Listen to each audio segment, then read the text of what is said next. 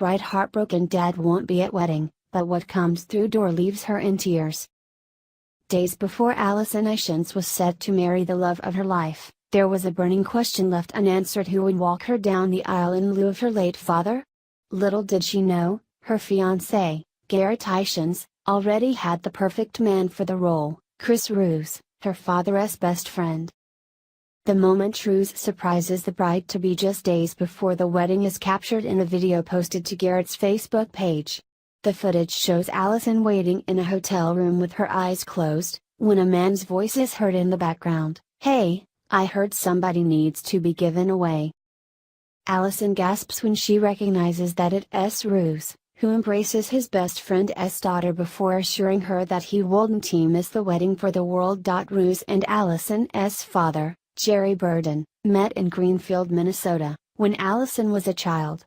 "We moved in, and we became neighbors, and then we became more than neighbors," Roos remembers. "We watched each other's children as they were growing up. He was just a great man, a great father." Since Burden's passing 12 years ago, Roos, Allison, and her sisters have all remained close. Even so, this sweet surprise almost didn't happen. Roos originally told Allison that he wouldn't be able to make the wedding because his wife was bedridden after she fractured an ankle. He was also low on money and afraid of flying. A bad flight to Newfoundland had spoiled that long ago, so making the trip to Minnesota from his home in Tampa, Florida, didn't seem like the best plan for the 57-year-old. But Garrett knew he had to try to convince Roos otherwise. After sending a message to the family saying he couldn't come, Roos received a text from Garrett that would change his mind. It explained that the only person Allison wanted to walk her down the aisle was him.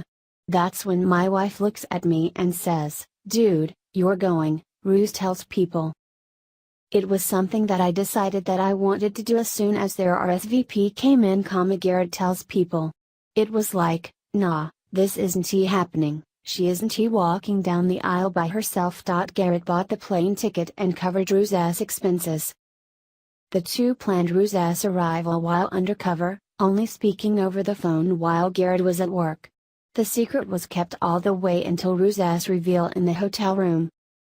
But what about facing his fears on the flight? Well, Roos believes